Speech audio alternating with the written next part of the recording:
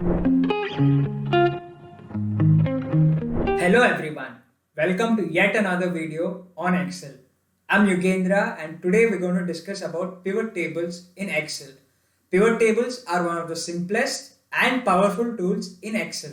It is simplest because you don't have to use any formulas, and it is powerful because with almost no effort at all, using the pivot tables, we can build good looking reports for large and tedious datasets.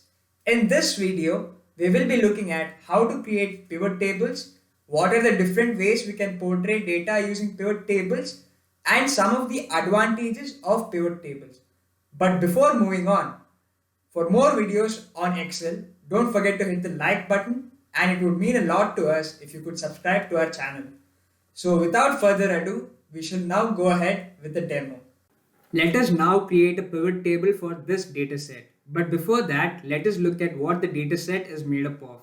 So it contains the employee sales data for a company XYZ, and it has the employee names, the region that they've worked in, the items that they've sold, and the number of units that they've sold with the rate and the total amount. So let us create a pivot table for this dataset now. So to do that, let us go to Insert, and here we have two options: creating a pivot table by yourself or creating a pivot table which is recommended by Excel. As you can see, Excel already has some suggestions for us. So let us see what we can do over here. So if you want to get the sum of total amount by each region, you can select this pivot table and click on OK. So Excel, what it does is places the pivot table onto a new worksheet rather than placing it in the same worksheet. So let us check what the values are given over here. So here you can see the total amount sold in the central region is around 7,20,628, and in the east it's 10,32,785. So this is how you can place a recommended pivot table. If you want to create a pivot table by yourself, you can click on this option, and over here you can select the sheet range which you want to insert the pivot table for. And over here, instead of placing it onto a new worksheet, let us place it into the existing worksheet so that we can work easily. Here you can select the range, you can select the cell which you want to start the pivot table from. So let us select H5 and click on enter. And now if you press OK, there's a blank pivot table where you can add the fields using this pivot table pane. Let's say if you want to get the total amount of sales for each item, that can be done using this. So let's take items and drop it to rows, and then the total amount into values. What it does is it gives the sum of total amount for each item. So for air conditioner, the sum of the total amount of sales is around 16,52,542 rupees. And let's say if you want to know how employees of each region have performed, or want to get the total sales for each region, that can be done using this. So let's take the employee. Let us remove all these now.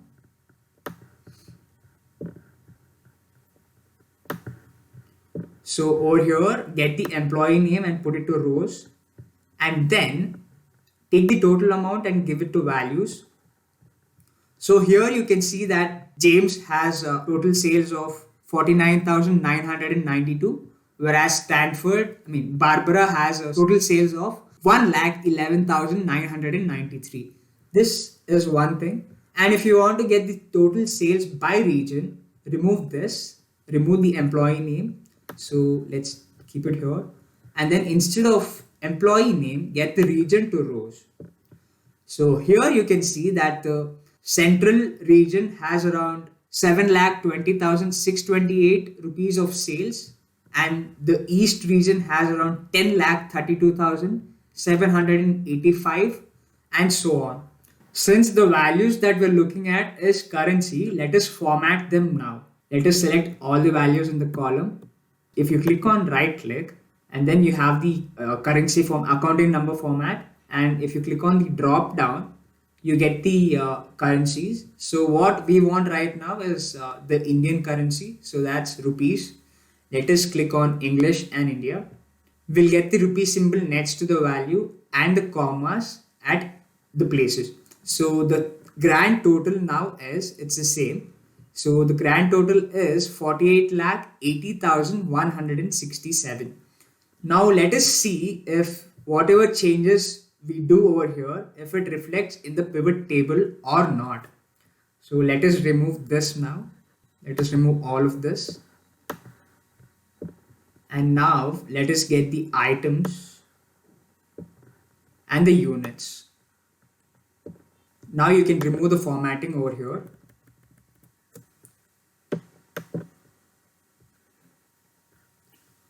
More accounting formats and then number. Okay. So now you can see that the number of air conditioners sold total is around 98. So let us see air conditioner over here. Let us decrease the number of units by say 2. So let us give it as 8. Right now the change doesn't take effect. So let's refresh the pivot table. That can be done using left click and then refresh. As you can see, the number of units, the total sum of units have been decreased by 2. So this is how you refresh the pivot table if there are any changes in the main data set. Now let's say if you want to display the maximum number of units sold for an item at the beginning, that you can do it by sorting the values. So over here, if you click on sort and you can click on largest to smallest, so you can see that the total toasters sold are 112 and the number of vacuum cleaners sold are 105. And you can also sort the values in ascending order. So that should be sort smallest to largest. You can see the least number of items sold are in the couch, and the second least number of items sold are fan and hair dryer and so on. Also, we can have different ways to display values depending on the fields and the data we are dealing with. So let's say if you want to get the percentage of total sales by each region, we can do that using this. So let us remove all these now. Since we want the percentage of total sales by each region, we want the region over here in the rows. Let's drag and drop that. And in the values, we need the total amount. So as you can see, Central has 7,20,628. Let us format it now. Number format and currency. This is another way to format using number format option.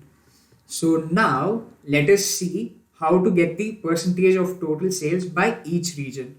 To do that, right click and click on show values as.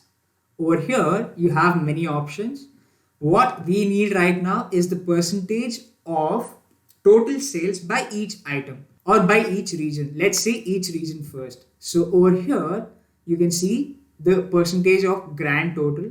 We need to select this. Here you can see that the central region has 14.86% sales of total sales. And now let us sort this in descending order. Sort in largest to smallest. So you can see that the west region has sold the highest percentage of sales. And now if you want to get the percentage of total sales by each item, we replace the region with item over here. So let's do that. Remove regions. And now let's place items onto rows. So it automatically takes the value. So the air conditioners have been sold for 33.45% of the total amount of sales, and the couches have been sold for 29.71% and so on. Now let us sort this in descending order too. So sort and largest to smallest. As you can see, the hair dryers have only been sold for 2.98%. So which is the least among all of these. Now, if you want to see the details of the sales of each item in each region, that can be done by dragging items to rows, regions to columns, and sum of units to values. So let us do that. We already have items in rows. Let us drag and drop regions to columns. So over here we have the column labels as the regions and the sum of total amount over here. So since we don't want the percentage now, let us show the values as total amount. So that's show values as no calculation. Over here you have the grand total of each item.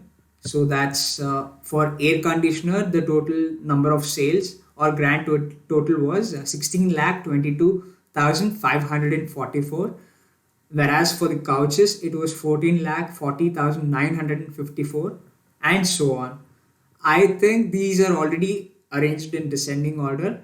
Now we have some values which are blank over here. So we can put that to 0 by using this option. So click on this cell which is blank and yeah, show values as and more options. Or you can do this also. Go to pivot table options and over here for empty cells show the value as 0.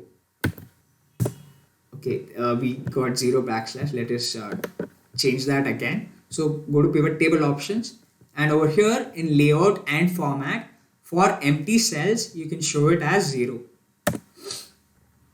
So as you can see now it looks more aesthetic than the previous thing. Okay, so now what it does is over here we have the regions. So that's west, south, east, central and north and the grand total of each region as well. So in the west the total number of sales was 12,80,950 and in the south it was 11,03,932 and so on. Now let's see if you want to group by a particular attribute.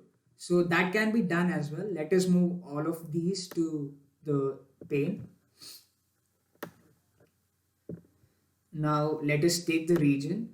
Since we want to group by the region, let us take region first and then place items below.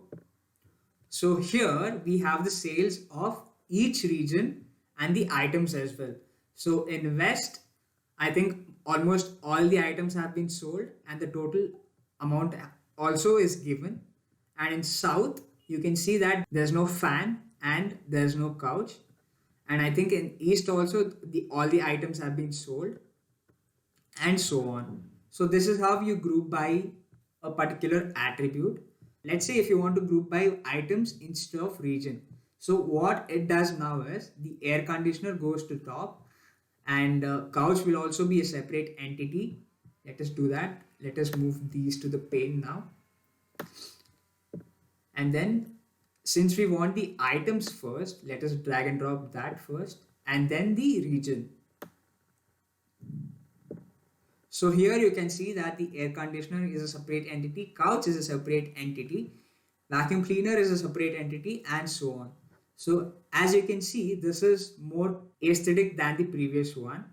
And you can see that the couch hasn't been sold in 3 regions or 2 regions, let's say. So that the regions are north and south, and vacuum cleaner has been sold in all the regions like you can see. So this is how you use the group by method. Now that we've discussed how pivot tables can be used in Excel, let us look at some advantages of pivot tables. So the first advantage is it is easy to use. All it takes is dragging and dropping the values onto the pivot table pane. You get easy solutions. The second advantage is that we can sort and resort the values like we did. So we did resort the values according to the total sales. So that's sorting and resorting. Now coming to the third advantage, it saves a significant amount of time since we're not using any formulas to analyze and simplify the data set. Saves significant amount of time. Saves time. And the last one, it is quite flexible. If we make any changes to the data set, we can make those changes to get affected in the pivot table with just the click of a refresh button. It's quite flexible. These are some of the advantages of pivot tables. That brings us to the end of this video. I hope you are clear with the concept of pivot tables in Excel and how we can use them to save time and increase efficiency. We have looked at the various examples such as adding field values into the pivot tables, sorting in ascending and descending order by values, and we also looked at grouping data by different attributes. And lastly, we discussed some of the pros of using pivot tables. If you have any queries or suggestions related to this video, please comment down below and make sure to subscribe to our channel so that you do not miss out on any new tech videos from us.